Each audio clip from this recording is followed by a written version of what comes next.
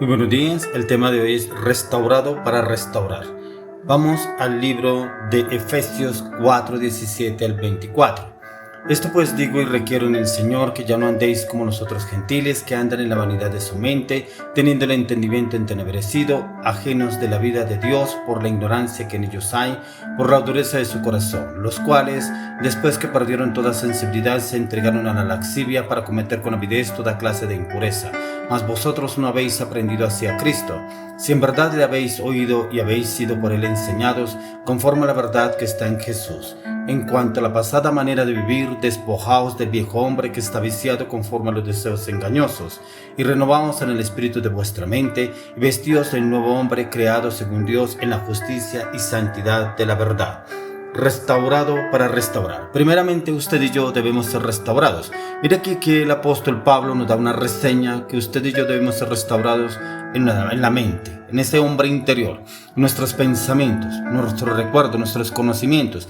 ¿Qué hay en nuestra mente? ¿Qué albergamos en nuestros conocimientos? ¿Qué es la lucha diaria que tenemos en nuestros pensamientos? La inmoralidad, el pecado, la inseguridad, el temor, la angustia, la zozobra, la incertidumbre. O por el contrario, tenemos la firmeza, la convicción, la determinación, la seguridad, la firmeza de Dios en Cristo Jesús en nuestras mentes. ¿Cómo está nuestra mente? Porque a veces pretendemos ir a restaurar a otra persona, pero no hemos sido restaurados, no le hemos permitido al Espíritu Santo que nos restaure. Entonces vamos y le predicamos a una persona, le hablamos de las cosas de Dios, oramos por esa persona, pero entramos en un conflicto interno en el cual no nos pueden decir nada, no nos pueden hablar nada, porque nos enfrentamos contra esa persona, contra esa situación, y sale ese viejo hombre a relucir.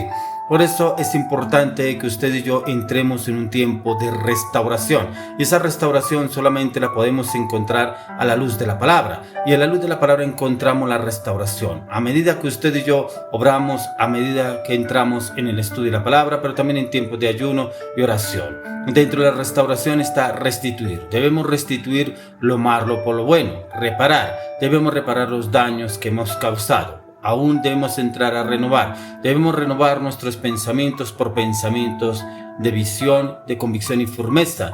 Restablecer lo que hicimos mal por cosas buenas. Debemos recomponer.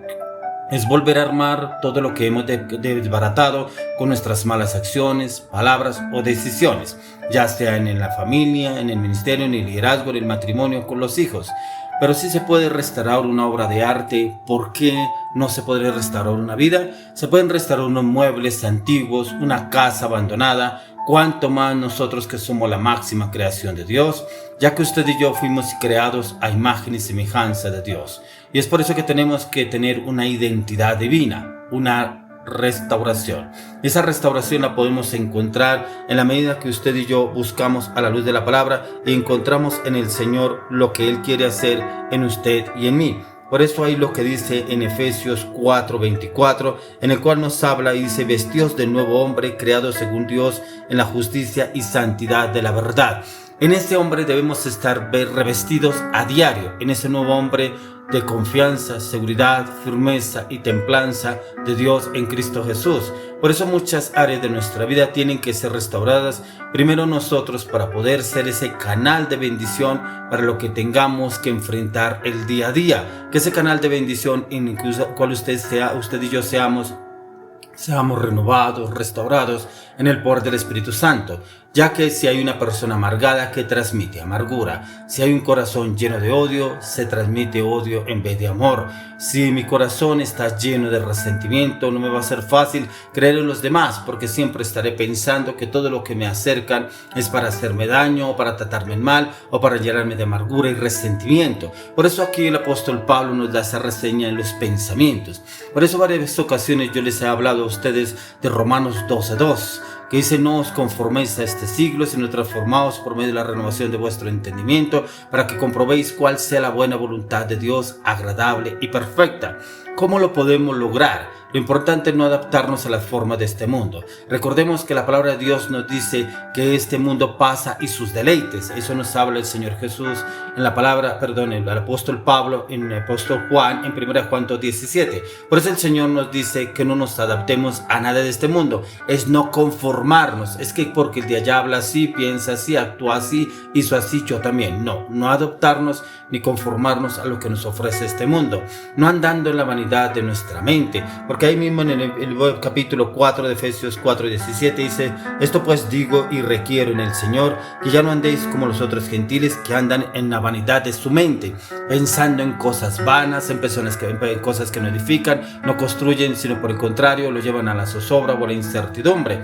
Recordemos que el rey Salomón, que estuvo en la vanidad de este mundo, y su conclusión fue en Eclesiastés 1:14, que nunca nos sacamos de nada, que nunca sacaremos nada de este mundo, que lo que usted y yo podemos experimentar son cosas nuevas. Es buscar una nueva experiencia en el Señor, es poder encontrar lo que el Señor tiene para usted y para mí, y eso lo podemos encontrar a la luz de la palabra, y es poder entrar en esos tiempos de clamor y oración y ayuno e intercesión. Por eso le dice en Eclesiastés 1:14: mire todas las obras que se hacen debajo del sol, y aquí todo ello es vanidad y aflicción de espíritu. Porque a veces nos afanamos por conseguir cosas que no nos edifican y nos construyen, pero nos angustiamos y nos estresamos precisamente por la vanidad. Y es que la vanidad no nos deja avanzar ni evolucionar. Entonces el Señor quiere que usted y yo entremos en un cambio radical, que entremos en una restauración total, como lo hizo el apóstol Pablo, lo hizo el Señor a través del Espíritu Santo en Pablo. Entonces nada lo satisface. ¿Qué es? Que lo que no lo es satisfacer a usted, ni el licor, ni experimentar lo que hacen los demás, ni las propiedades, ni los bienes, ni los inmuebles, los enseres, ni haber plantado muchas viñas, ni huertos, ni jardines, ni árboles frutales, ni siervos, ni sirvientes, nada de toda clase de animales, ni todas las riquezas que pudo acumular. Esto se refiere a más que todo a todo lo que acumuló el rey Salomón. Aún en sus últimos días dice que nada de esto lo llenó de satisfacción, que tuvo todas las riquezas que él pudo tener, que tuvo toda la sabiduría que el Señor le pudo dar, pero aún así no hubo satisfacción en su vida. ¿Pero por qué? Porque él en último momento se desvió de las cosas del Señor y se fue tras las mujeres que no eran del pueblo de Dios. Y es precisamente por eso la vanidad. Y la vanidad es la que no deja avanzar ni evolucionar a una persona. Por eso parece imposible decir, como dijo este hombre, que todo lo tuvo, pero no negó nada, que sus ojos que no se apartó del corazón y el placer. Por eso cuando encontramos en Eclesiastés 2:11, nos dice: miré yo luego todas las obras que habían hecho mis manos y el trabajo que tomé para hacerlas, y aquí todo era vanidad y aflicción de espíritu y sin provecho debajo del sol. Todo lo que este hombre se había desgastado, había trabajado su vida, lo que tanto había anhelado, al final se da cuenta que todo era vanidad. ¿Por qué? Porque nada lo satisfació. ¿Por qué? Porque andaba en sus placeres, en sus deleites, y no en renovar su mente en el poder del Señor, en el conocimiento de la palabra de Dios.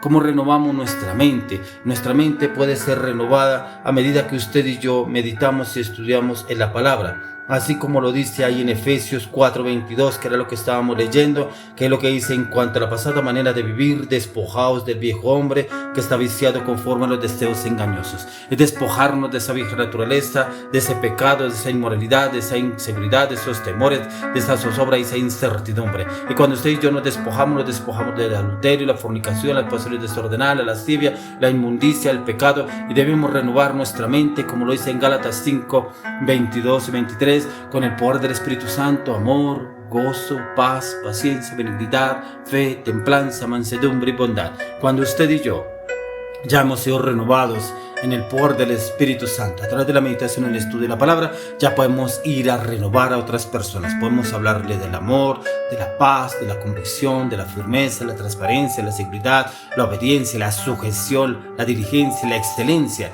porque eso fue lo que vino a demostrarnos nuestro Señor Jesucristo, y es en lo cual usted y yo debemos trabajar, renovados para renovar. Pero si no somos renovados, ¿a quién vamos a renovar? Vamos a poner peor a esa persona. Hoy le oro y le pido al Señor que usted y yo seamos renovados, que seamos renovados y restaurados en el poder y el conocimiento de la palabra a través de la dirección del Espíritu Santo, Santo y vayamos a restaurar a esos que tanto lo anhelan, que andan en aflicción y en cárceles de prisión. Y luego le pido al Espíritu Santo que lo use a usted y a mí en el poder del Espíritu de Dios en Cristo Jesús. Amén y amén.